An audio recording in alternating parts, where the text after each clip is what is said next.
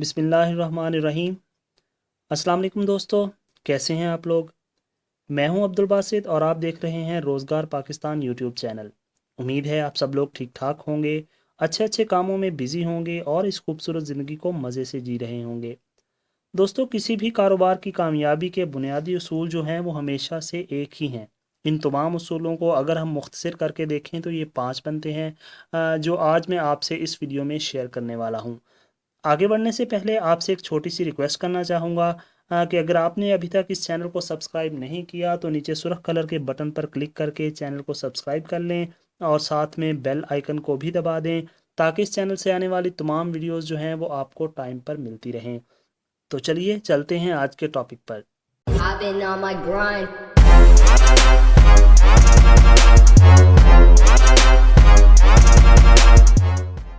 دوستو، کاروبار میں کامیابی کا پہلا اصول یہ ہے کہ آپ کی مصنوعات اور خدمات ایسی ہونی چاہیے جو موجودہ مارکیٹ کے تقاضوں کے عین مطابق ہوں، جن کی گاہکوں کو ضرورت ہو اور خواہش ہو، اور جن کے لیے وہ قیمت ادا کرنے پر آمادہ ہوں۔ جو پروڈکٹس اور خدمات مارکیٹ کے تقاضوں کے مطابق نہیں ہوتی اور جو گاہکوں کے معیار پر پورا نہیں اترتی، وہ کامیاب نہیں ہو پاتی۔ وہ تھوڑا عرصہ گزرنے کے بعد مارکیٹ سے خود بخود غائب ہو جاتی ہیں۔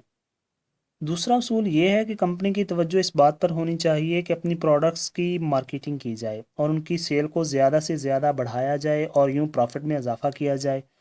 کمپنی کے تمام تر اعلیٰ اذہان کا مقصد اس کے علاوہ اور کچھ بھی نہیں ہونا چاہیے کہ گاہکوں کو کیسے بہتر انداز میں مطمئن کیا جائے اور ان کی تعداد میں اضافہ کیا جائے۔ سبھی ملٹی نیشنل کمپنیز اپنے بجٹ کا ایک بڑا حصہ ایڈورٹائزمنٹ پر لگاتی ہیں اور ان کی ایڈ کمپینز سارا سال چلتی رہتی ہیں، اور وہ ہمیں بتاتے ہیں کہ اگر آپ نے ہماری کریم، ہمارا صابن یا ہمارا موبائل نیٹ ورک یوز نہیں کیا تو آپ کے جینے کا کوئی فائدہ نہیں۔ بس یہی مارکیٹنگ ہے۔ جو کمپنیاں اپنی پروڈکٹس کی مارکیٹنگ میں ناکام ہو جاتی ہیں وہ جلد ہی خسارے کا شکار ہو جاتی ہیں۔ تیسرا اصول یہ ہے کہ کامیاب کاروبار کے لیے ضروری ہے کہ کمپنی میں ہر طرح کے حسابات سے متعلق دستاویزات اور کھاتہ جات جو ہوتے ہیں وہ مکمل ہونے چاہیے، اور اس حوالے سے ایک مکمل نظام موجود ہونا چاہیے۔ اس طرح جو بھی کاروباری معاملات ہوں ان کا کہیں نہ کہیں ریکارڈ ضرور موجود ہونا چاہیے۔ داخلی انتظام کی کمزوری وہ دوسری بڑی وجہ ہے جو کمپنیوں کی ناکامی کا سبب بنتی ہے۔ چوتھا اصول یہ ہے کہ کمپنی کے اندر عملے اور اعلیٰ افسران کے مابین ہم آہنگی اور باہمی اعتماد کی فضا قائم ہونی چاہیے۔ اس سے وہاں ایک ٹیم کا ماحول پیدا ہوگا اور لوگوں میں مل کر کام کرنے کا جذبہ بیدار ہوگا، اور پھر اس سے آپ کو بہتر ریزلٹس جو ہیں وہ آپ کو ملنا شروع ہو جائیں گے۔ ایک کمپنی کو ایک بڑی مشین کی طرح بیسیکلی کام کرنا چاہیے جس میں بہت سے پرزے ہوتے ہیں۔ ہر پرزہ چاہے وہ چھوٹا ہو یا بڑا اپنی جگہ ناگزیر ہوتا ہے۔ جب یہ تمام پرزے اپنی جگہ ٹھیک کام کرتے ہیں تو ہی مشین ٹھیک کام کرتی ہے۔ اگر ایک بھی پرزہ اپنی جگہ پر کام کرنا چھوڑ دے تو ساری مشین کو وہ ڈسٹرب کرتا ہے۔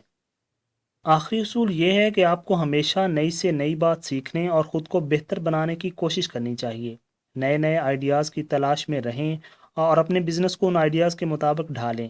صرف اس طریقے سے آپ مارکیٹ میں موجود اپنے کمپیٹیٹرز سے آگے نکل سکتے ہیں۔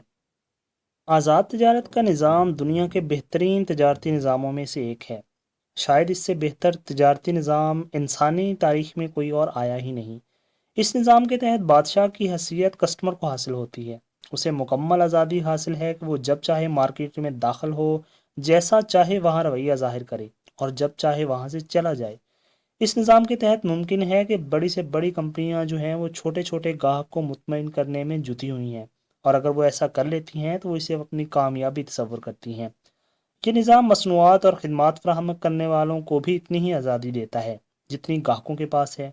آپ کے پاس یہ گنجائش ہوتی ہے کہ نئی سے نئی پروڈکٹ لے کر مارکیٹ میں داخل ہوں، اور چاہے آپ سے پہلے وہاں بڑی بڑی کمپنیاں موجود ہوں، لیکن آپ کو اتنی گنجائش مل جاتی ہے کہ اپنی پروڈکٹ کی فروغ کے لیے کام کریں اور لوگوں کو اس سے متعارف کروائیں۔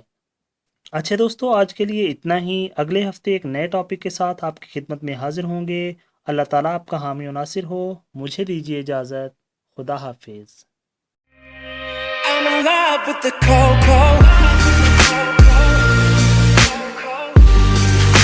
I got it for the